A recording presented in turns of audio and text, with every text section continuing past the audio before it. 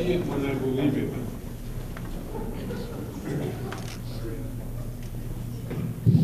In the lexicon that mixes contemporary culture and commerce, the label outside the box, allegedly confirms a unique act of invention. Numberless projects, all designated outside the box, juxtaposed with a tediously box-like competition, claim success because they confound the box model. The box, of course, is Madison Avenue's euphemism for convention. But here's a secret. The box is almost empty. Everyone's outside, convinced they're making the next revolution. Ergo, rather than inverting convention, outside the box becomes its antithesis, a euphemism that confirms the norm.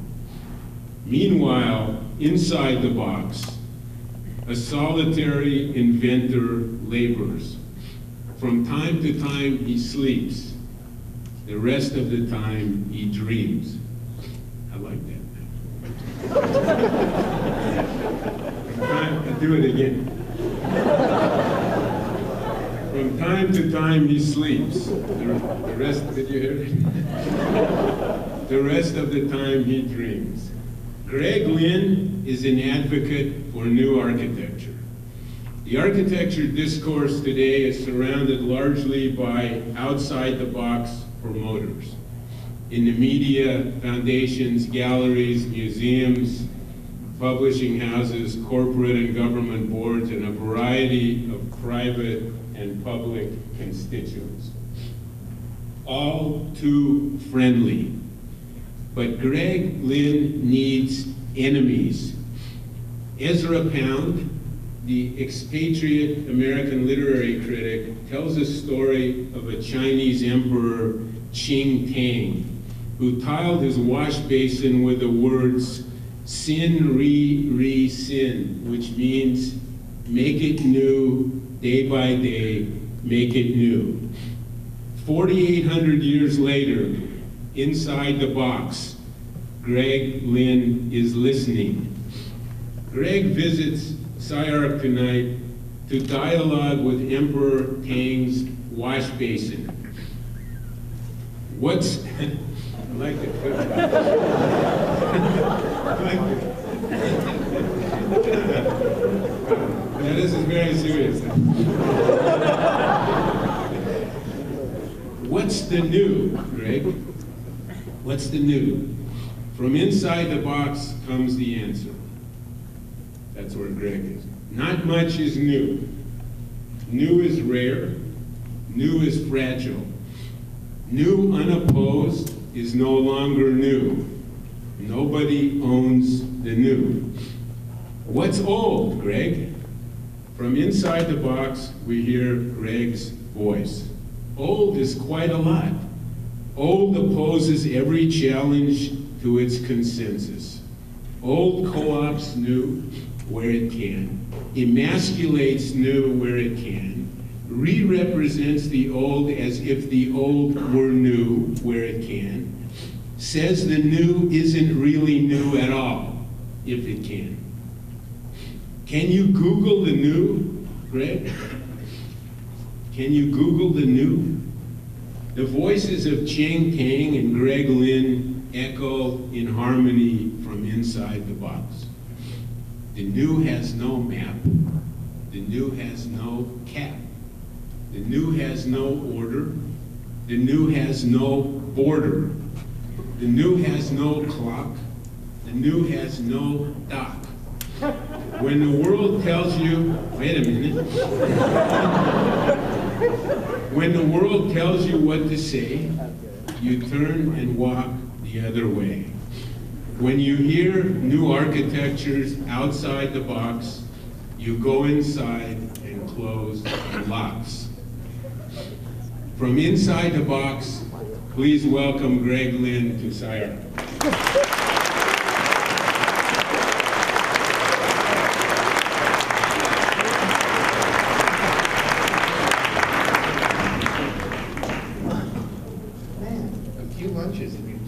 get my number.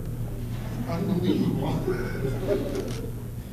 All right, well, it's great to be here. That's a great introduction. I'm going to get a copy of that. So,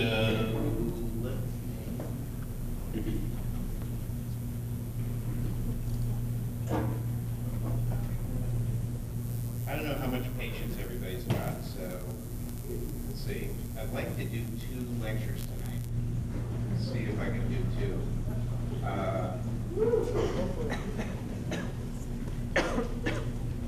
don't know if they use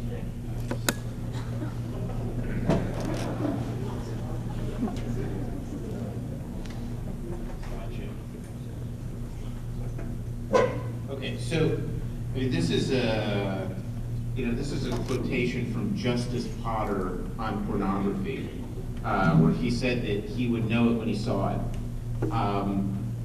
I mean, for me, I think you can't see anything until you know what you're looking for and you know what you want to see.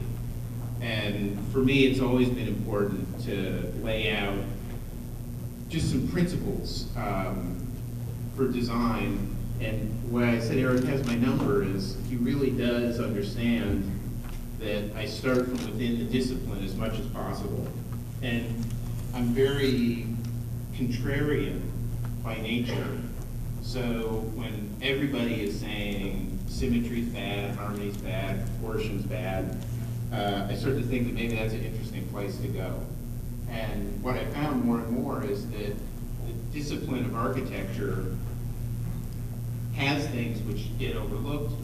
It also has a lot of stuff that gets easily dismissed because of new technology and new style. That's actually very challenging and is a creative impetus. Okay, so I think the other thing that I like to do, I know that I'm a very nerdy, technical guy, but I think it's very important to look at culture and try to connect with culture in some profound way. And in lectures in architecture school, it's very difficult to bring in some of the cultural stuff. That's that second lecture I want to do. I'll see if I can get to it. But what I would just say is that, you know, for me, the primary job of architecture, which is different than everything else, is thinking through part-to-whole relationships. And it's not just because of scale, it's because of the history of our field, that we're specialists in taking lots of components and elements and parts and assembling them to make things that are whole. So the part-to-whole is both an aesthetic problem, but it's also a disciplinary problem. That's what we're very good at doing, thinking through part-to-whole, and all kinds of stuff comes flowing out of that. For me, the use of technology is primarily as an artistic medium, so it's not really about analysis. I'll talk about that a little bit later.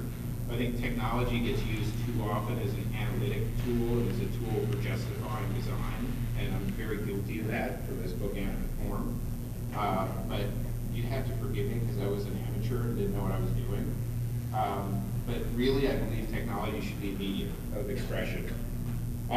You know, evil cuteness in technology I'll talk about later. I think taste is something that I really have a problem with, as you'll see, but hopefully we'll talk about that. And finally, I think there's a broad cultural sensibility right now, which is about variety. And I think our answer to variety, which to me is the enemy, is to think through variation and generic form.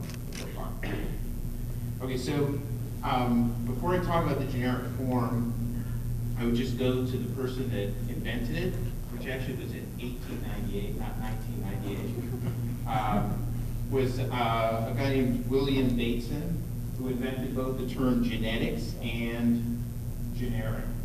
And what Bateson was talking about is this kind of horrible image I just started showing again.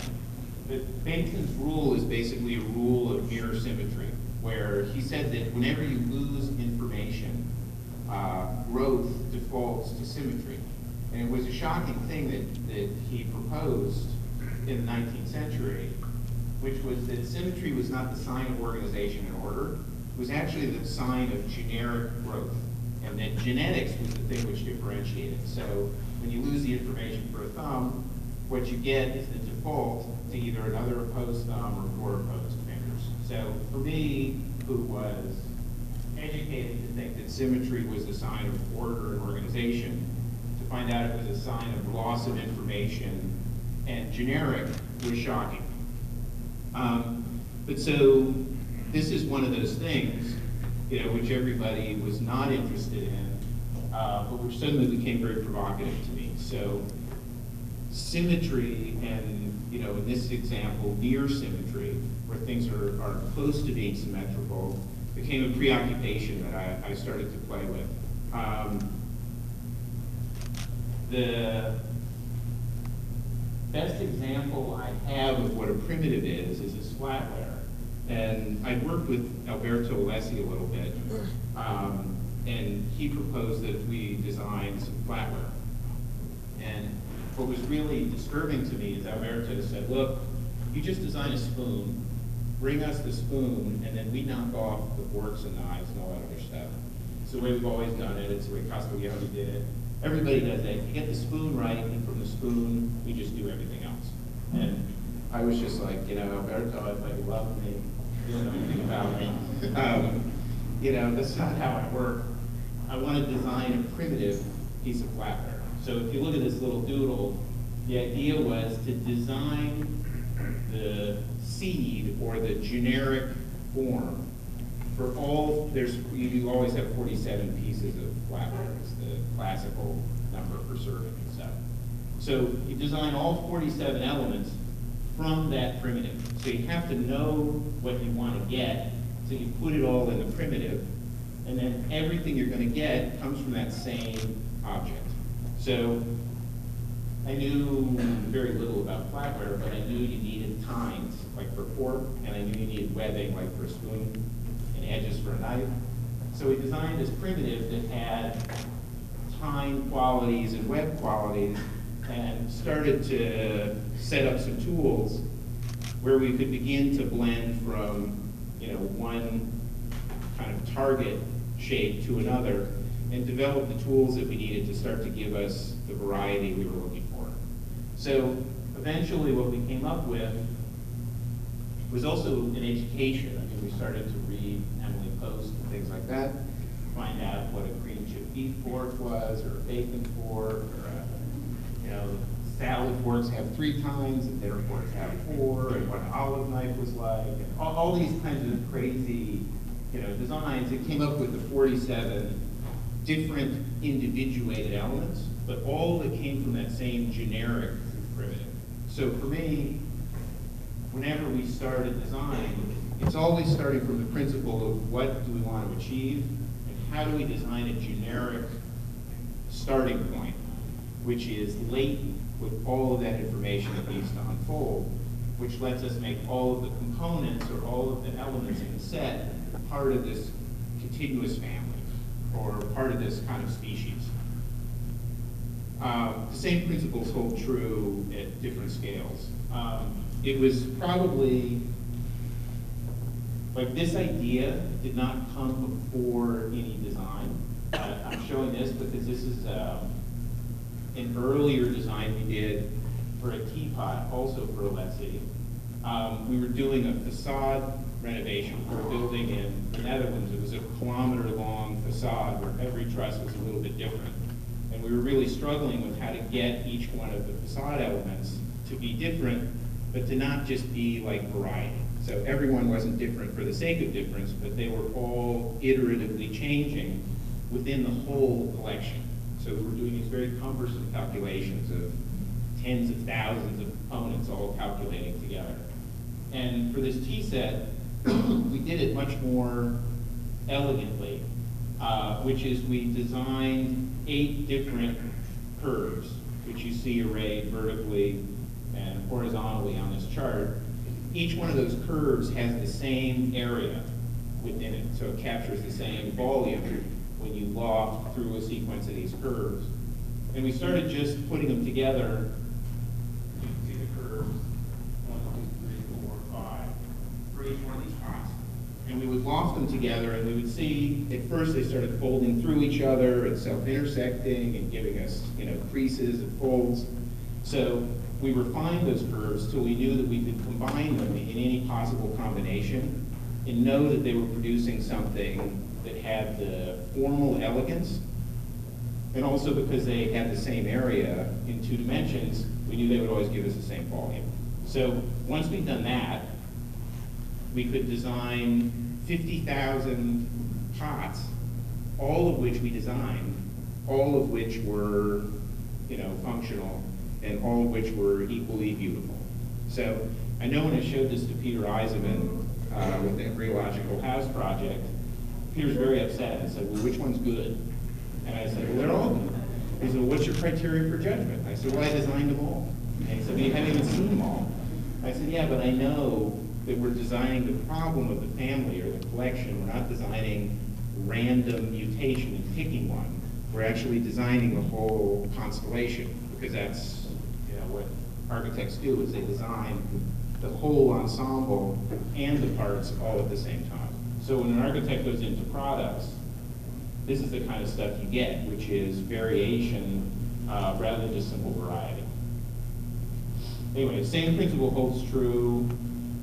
This is a public housing block in Valencia, Spain. This was the very first diagram for the plans. But you can see that each one of these units is changing. What we did, this is one of those projects where they said, well, the government's behind this, there's no limit, do what you want, we'll find the money. And then all of a sudden we meet the developers and we get the stack of documents about housing codes, and it gets very rigid very quick. So what we did is we had started initially with these towers, which changed their shape as they moved vertically, and ended up putting the energy into the voids between the blocks, and these are void studies. What's kind of curious about this project is its modularity. So it's a 5-story building with these units, where here there are living rooms and kitchens, which are modular. And here the bedrooms all change based on these facade supercomponents. You can see the stack of different plans, how they change floor by floor. And in order to get it into our budget, we've designed these supercomponents, which are repetitive. So there are 4 different panels, each of which can be flipped upside down so that we can use the same cladding system, but it changes the unit type because the floor is always in between each one of the blocks. And it produces this variegated void space between 1 and 2 bedroom units on each side. So you can see here are those super components. When these things nest together, in the elevation, everything looks fine. When we were doing both 3-dimensional studies and model studies, it went real Flintstone on us. Mostly because the windows were these punched openings. So, this is where it's great to be married to Sylvia. Because we were talking a lot about disco balls and 70s Italian architecture. And I remember when I worked for Peter Eisenman, I'd done this, I built this model, got a little bit ahead and had a weekend free, and painted the model where every surface of it I added a little bit of pastel gray to the paint. So each face of it was lighter or darker, so it looked like it was already lit in shadow, even though it was just sitting there. And I thought about using the same technique of the disco ball, where, like, if you're Tom Dixon or an industrial designer, you do a disco ball, you worry about what material to make it out of, so you make it out of mirror. If this is a building, you get a totally other set of techniques, because you can make each one of these panels a different color. And I remember I was walking by Jeff Kipnis's garden with Sylvia and Jeff, and they were saying, how come there's never been a pointillist architecture? I thought that's really interesting. There never has been a pointillist architecture. 2 days later, I walked into Frank Gehry's office, and Frank had these red panels for a winery, and he had like 100 different shades of red, titanium. And he's like, I can't decide what color to make it. We looked at each other, and he said, yeah, I know. I should just make it all the colors, right? And we said, yeah, make it all the colors. That's pointless architecture. So anyway, those things combined with this model, I decided to just turn this into like 6 shades of panel. And we clad the building in 6 different colors of anodized aluminum. So even though it looks like a disco ball, if you realize that this isn't really lit like a disco ball, but that there are white panels, black panels, gold panels, copper panels, brushed panels, mirror finish panels, and mirror glass, it's producing this disco ball effect, but it's doing it by arraying 6 different colors of panel plus the glass across the surface to lose that kind of Flintstone quality of the windows. And it, we did this, I think, more empirically, let's say, than digitally, but you can see that all the white ones are oriented to the kind of southwest, all the black ones are oriented to the bottom, to the east, so it's arrayed so that it produces this quality of being a light, even though it's not. And this is just showing in a kind of colder, analytic way where those different panels lie. Okay, so for me, color and texture is a big issue. I never get up in the morning and say, let's design something that looks like a frog. But this is just to show you that the form of an animal and the texture and pattern of an animal are intricately connected with each other. So trying to think about color and material where it's not just some detail in a venture-y, postmodern way, but where color and material come out of the principles of the form is a big issue. I know with Florencia, when we worked on this project in Costa Rica, we had this beautiful white model. Well, we thought it was a beautiful white model. And we got out the airbrush and started to paint it. Florencia was like totally horrified. The idea was to gradiate from jungle green to this crimson panel by panel. So in the same way as the Valencia Sociopolis housing worked, to do the same thing with color. Also, this is a collaboration with the painter Fabian Marcaccio, where we digitally printed factory formed panels and also textured the surface of the panel with relief from Fabian's paintings. And this was the first time we'd used the tool path, the translation from a digitally modeled surface to the path of a tool that would cut a mold. And we intervened on that to give us the texture. So instead of kind of automatically just taking what it gave us, it's become a kind of signature thing where we use the path of the tool and the texture to do things like integrate these supports for shelves, or make continuity across panels, or for a variety of ways of making things either monolithic or articulating them. We translate the tool path as part of the texture of the surface. We've done a lot of stuff with geometric principles, let's say. This is this development in Abu Dhabi where there are 4 mega buildings. There's an Ondo Maritime Center here. There's Zaha's Music Performing Arts Center, like Lincoln Center here. There's the Louvre by Nouvelle there. There's Guggenheim by Frank Gehry there. And there's 19 pavilions. I think 5 of them are SOM, through master plan, and then there's another 14 international architects. And our clients are pointing at our building, which is right here at the entry to this garden, which is like the Venice Biennale. So it's a watery lagoon that tracks through the desert. For this, we've been talking to Peter Schroeder, who's a geometer at Caltech, about the difference between using calculus for design, where you make points and draw curves that are infinitesimally subdivisible into points. So you can imagine you draw a few of those and things get really slow on the computer because you're dealing with an infinite number of points. versus starting with a very few points and progressively slicing the corners off and smoothing them.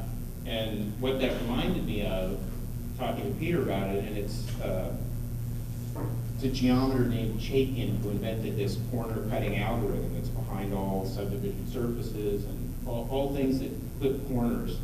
Reminded me really directly of Islamic vaults and switches, where you go from a rectangular room to a dome by progressively cutting the corners off of the rectangular room until you approach the curvature of a sphere. So for this project in Abu Dhabi, we thought it was an ideal time to use this corner smoothing, or corner cutting, like the Chaikin algorithm.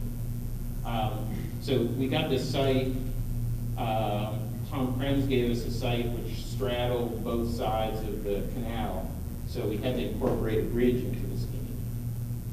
And what I wanted to do was do a gallery plan which could be subdivided, because we had no idea. We knew it was a one-artist gallery that would have 3 shows a year. We had no idea, you get this brief, like we want it to be world-class and exotic, but flexible. So we try to do that. So the idea is that we take a continuous kind of ceiling plane and have linear walls that we can easily build kind of drywall partitions and subdivide the galleries into 22 different spaces if we need to. Or we can also get rid of all those temporary partitions and have one big vast gallery that even goes across this bridge. So you can see that kind of planar level. We put a bunch of Tom Sachs stuff in here to see how it would work. So the other thing is that the subdivision in these glass volumes gets much, much finer. So by drawing simple lines and progressively cutting corners, we approach more and more smooth curves. So, and the massing of it is set up, because Abu Dhabi is hot. We set up these solar chimneys. So you can see there's these long, computer's getting tired.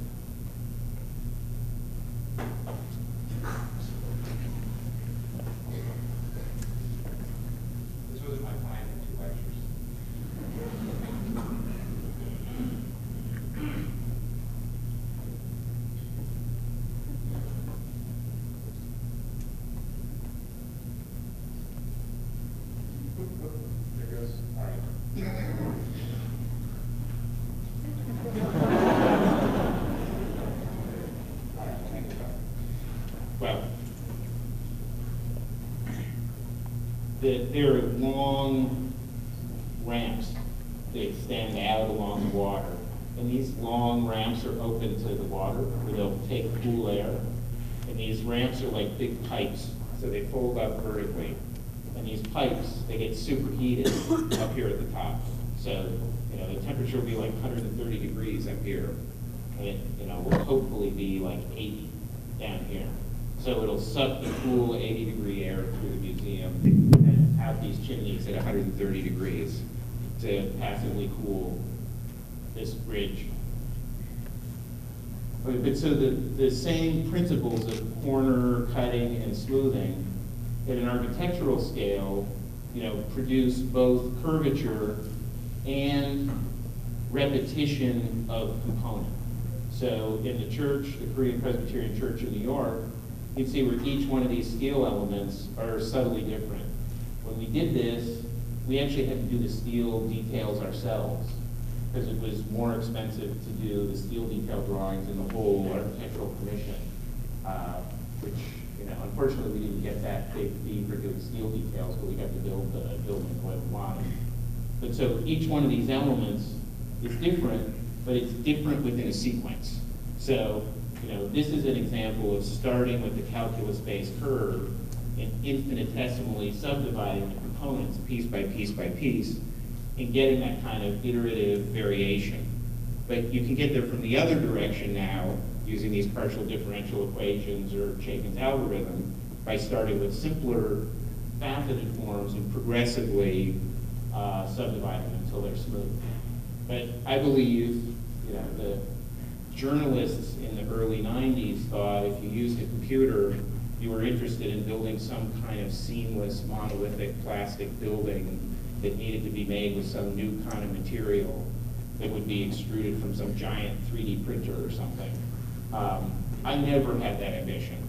I always wanted to deal with the part-to-whole components and the way things repeat to produce a space. So, to just now get a little bit academic, you know, the principles that are architecture specific is this organization of vast numbers of components where every time we're expected to produce a one-of-a-kind object. So every building is different, although, you know, the building industry is an industry. And I think a lot of people forget that, you know, the building industry was an industry before there was a car industry or before there was an airplane industry, and that in fact, the people in the car industry and airplane industry feel like they're 10 or 15 years behind the building industry because they know people don't cut steel with welding torches on site anymore. It's done in a factory by digital computer-controlled tools. And I think it was a funny fantasy 10 years ago when everybody thought, well, I'm using a computer for the first time, so I need all these new materials. When really the job is to get your documents to talk to the machines and to tell the machines what you want to get, because the building industry is way ahead of the design industry. I mean, far, 20 years ahead of the design industry. And we're just now starting to tap into some of that. The other issue for architecture is this issue of holism. You know, now harmony and proportion and synthesis, I know those are all really bad words, but they're really fun principles if you actually interrogate them with today's sensibility. But this issue of making things which are whole out of parts is really central to our field. I think that brings up this issue of intricacy, where detail and parts and the way they connect are an issue. And that goes all the way through the relationship of structure to an envelope, to the windows you put in that envelope, and to decoration. You know, that there's this intricate connectivity of all these systems, which is also unique to architecture. It's not something you care about with an electric shaver or an automobile or something. The unfortunate thing about architecture is nobody really pays attention to it as object. People experience it as an environment. So you have to work through these things in a way that's more about ambiance and atmosphere than it is about object and process. And finally, you know, the interesting thing is architects have to have a signature. So because every building is different, architecture has a signature in a way that other design fields don't. Where this intersects the digital medium is we're using these calculus tools. We're using tools that have a language of curvature. We're using tools where whole dimension doesn't matter anymore. Like we don't debate about whether the number 7, like your nose to your face, is more important than the number 9, like your head to your body. Because we don't care about whole numbers. We just deal with fractions of dimensions as if they were whole numbers. And that means we can deal with intricacies of scale with digital tools. And we can get this variation and repetition. Okay, so I'm more and more concerned with becoming a minimalist, not in the sense of I feel bad that sculptors in the 1970s took away all the architectural ideas and did interesting things with them in art, and so I want to do architecture that looks like a Donald Judd sculpture. I don't mean that kind of minimalism, but I mean a minimalism where when you do something, you're doing it in fewer steps, with fewer materials, that get assembled in simpler ways, and where multiple things have more than one job. I mean, very rarely does somebody say, you know, I just invented this new chair that has like 10 extra parts, it takes longer to put together, and has more pieces. So it all started as a kind of joke by this guy, Greg Foley, when he said that he wanted me to design this case for Visionaire magazine. It was the first industrial design object I ever did. And Visionaire is this very cool magazine, so I was like, great. And then he said, yeah, but you need to do it with Hedi Slimane, who's the creative director of Dior. And so we get on the phone, and Hedi Slimane says, you know, I love your stuff, can't wait to see what you do. There's only a few things that I want to make sure you do. One is, it has to be a rectangle. It needs to be cool gray number 3. And it can't have any visible hinges or clasps. So it's a monolith. And I was like, oh, that's it. Okay, so what we did, it's a thing that just, you know, it's this $500 magazine that costs $500 because you put it in a fancy case. So, I mean, it's a beautiful magazine. But so this magazine has to sit inside this cool gray metal case, which we did in 2 parts. And we focused on the interior of it, and we made the interior do all the work of both supporting the magazine, but also the hinges and the clasps are all based on the fact that there are 2 mating surfaces that bite together like teeth. So you can only take the shell apart if you lift it up absolutely perpendicularly.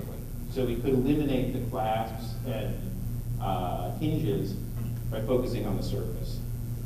Same thing with this cup, where Alessi said, look, we want you to do a cup, but you have to put a handle on it, because architects never put handles on their cups. And everybody always burns their hands on cups designed by architects because they hate handles.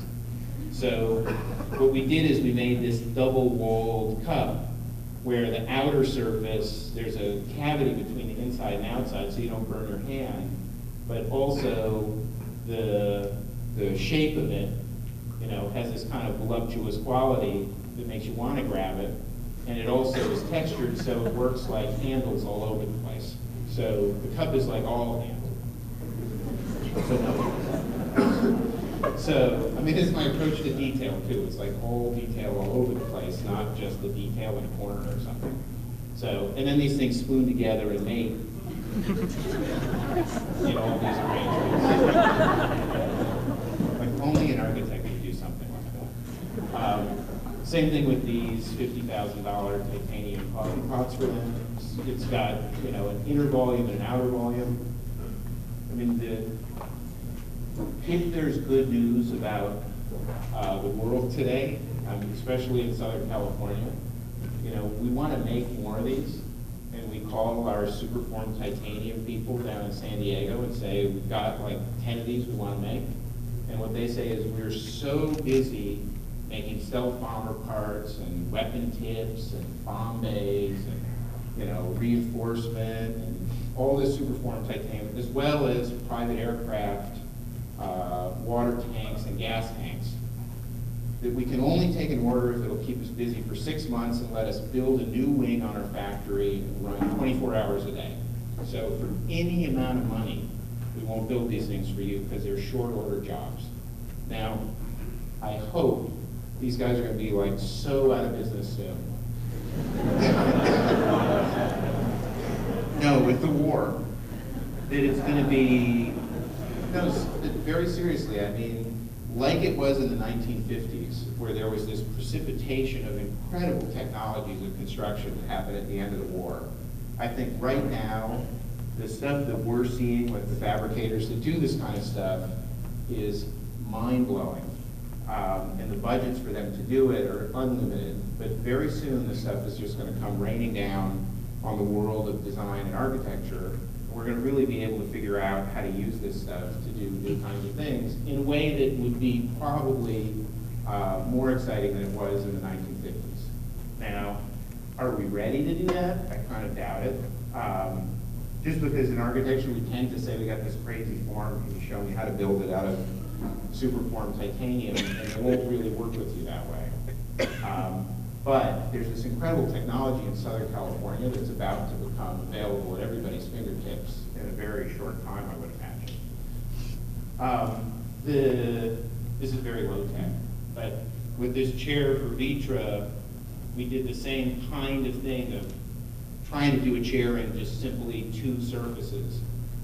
It took a long time to get there, but with Rolf Feldbaum, who owns and runs Vitra, we talked for a long time, and I had said, look, I've got this way of superforming titanium in this oven in 0 atmosphere, and it produces these incredibly detailed parts.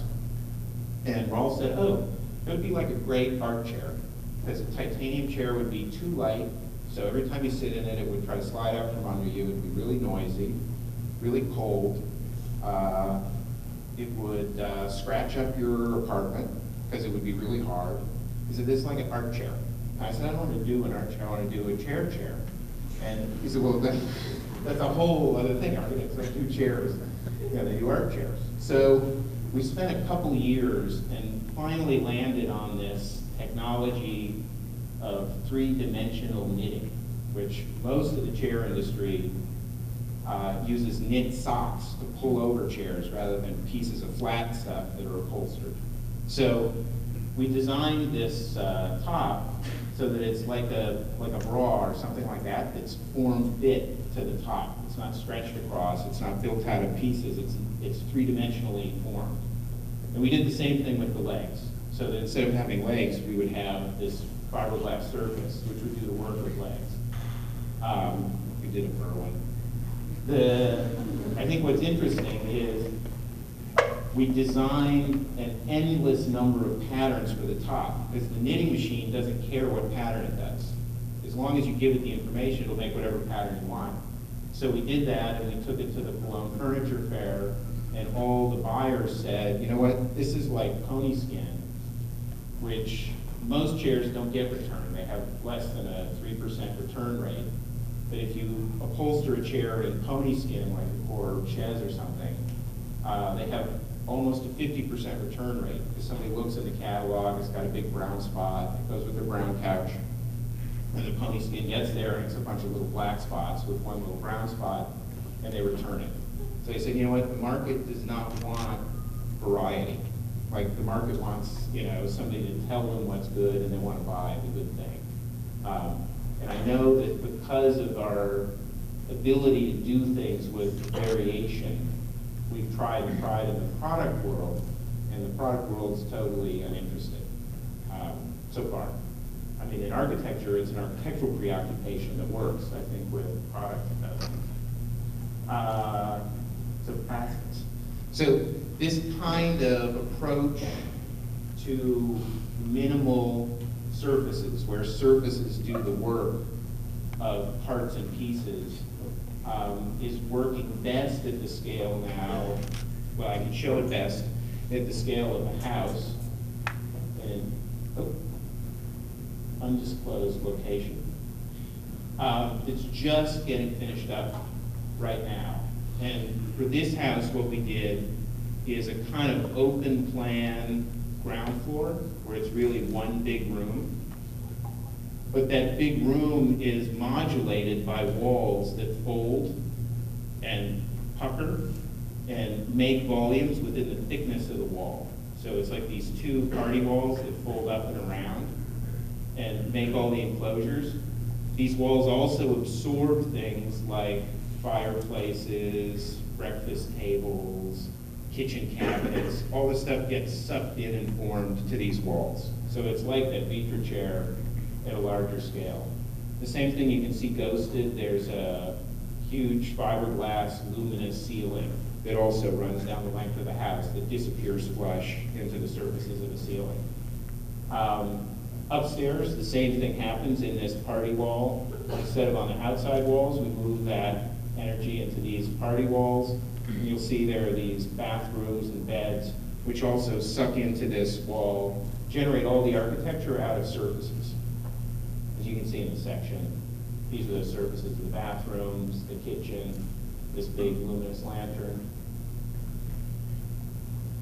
And with the windows, it's a kind of modified ribbon window, like the forward ribbon window, only the windows, you know, pinch down into a line and expand again. And the technology for this is all, I mean, there's really nothing we did in this house that hasn't been around for 30 years.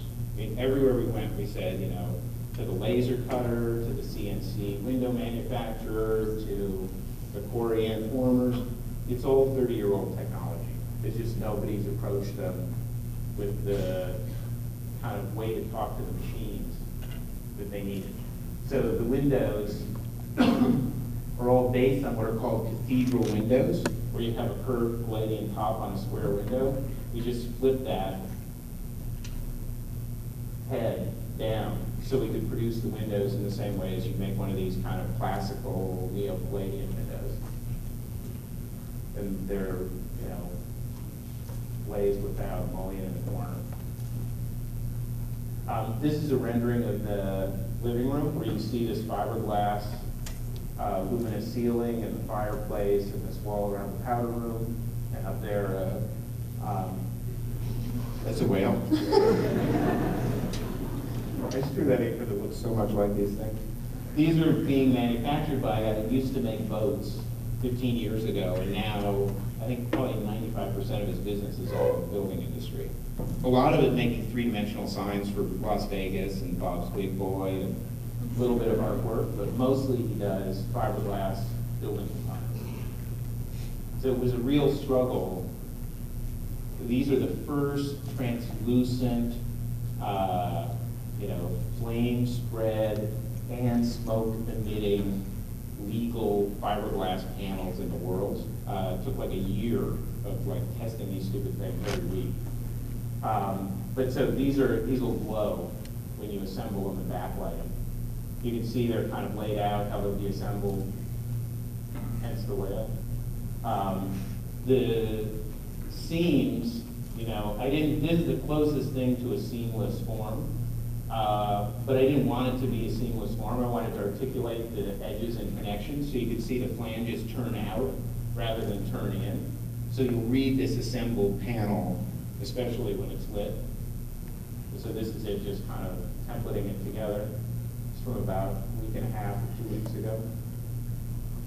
In the bathrooms, this is actually a solid tile pattern that's on a flat wall.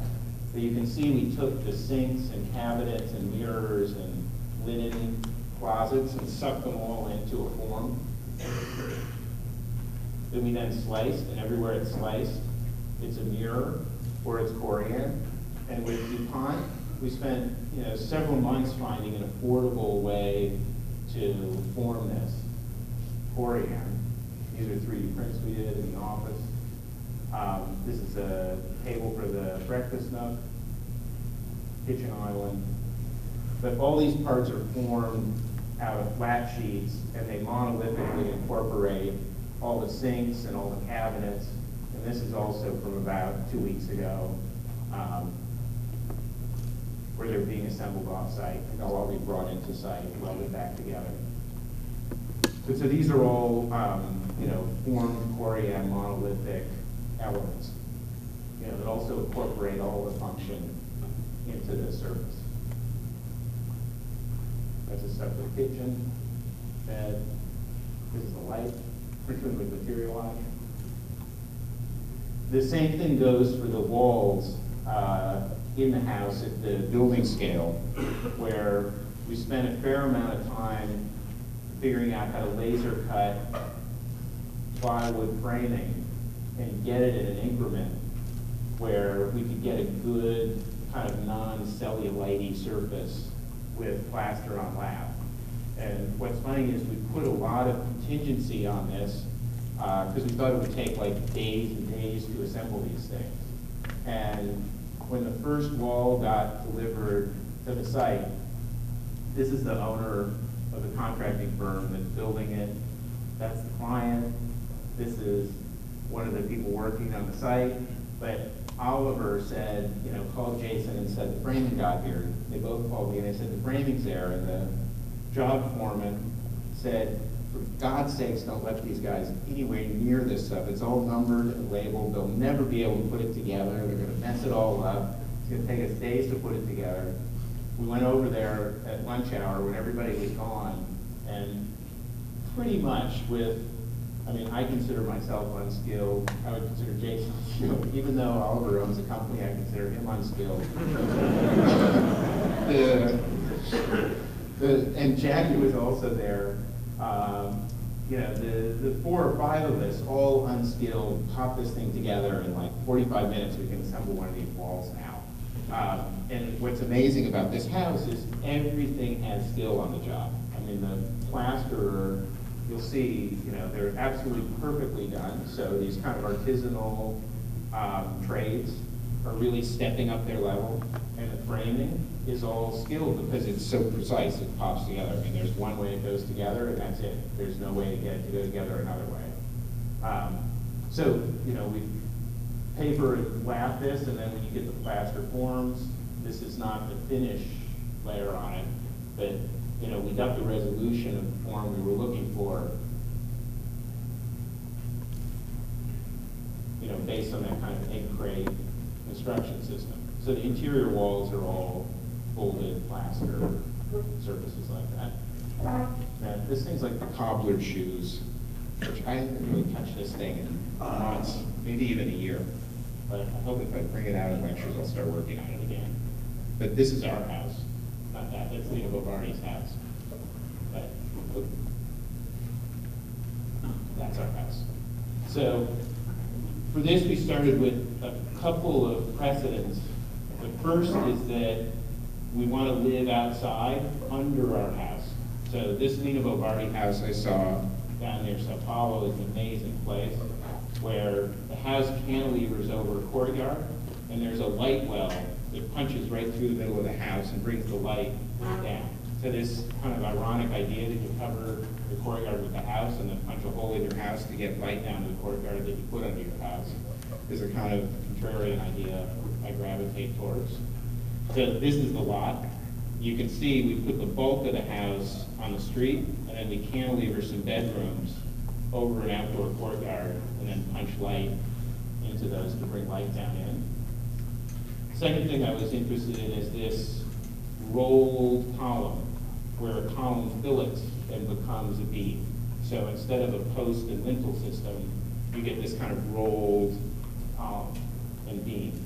And so with Klaus Bollinger, who I teach with in Vienna, we came up with this, I don't know if it's the Lynn Bollinger or the Bollinger-Lynn truss, but it's a truss that's made out of a continuous tube that just rolls through the house and makes both column and beam in a rigid shear plane. So, this is a company called Bentech, but I mean, if you want rolled steel, I mean, you go to your local steel guy, it's really not a major sweat to roll steel we found. There are some affordability issues, which basically you can keep it radial, it's a lot easier and cheaper. So we built in Gary Technology and Software this parametric tool that would allow us to always have whole number radii, which we found out we didn't need. What we really need, though, is that every time one of these steel tubes passes in front of another one, it has to offset the width of the tube so that we can always weld them together to get our shear strength in plane. So these tubes don't intersect each other. They weave in and out through each other. So I mean, you can see how that tool works. So we get two 500-foot long, 8-inch diameter tubes that roll through the whole house and make a continuous column and beam structure, as you can see here. The volumes of the house then are lofted from those kilo T, or those beams. So here's the kind of pure volume. But what we do is generate a series of voids through there by connecting one set of loops to another set of loops. You get these voids. So it goes, kind of bedroom, bathroom, void, bathroom. So each one of these rooms is separated by a light well. It brings light down to the courtyard in the wintertime and shades it in the summertime. On the north wall of the house, right now I'm thinking of it as channel glass. So you see ghosted behind the glass, this rolled tube that rolls around. And then where there are operable windows, we go clear. So there are these little kind of peekaboo points with this kind of painted structure. So that's the north wall, where you see that structural loop. And then on the south wall, it goes opaque and you get these voids. This structure is like pretty expensive. So I had this idea for interior walls of the house, where I wanted to embed this plastic brick, which this is now maybe close to home, because there's a big giant brick about to land in SCI-Arc in a few months. But so for that, we invented this thing, the blob wall, which is this kind of new brick. Now, my idea was, it was a dumb idea,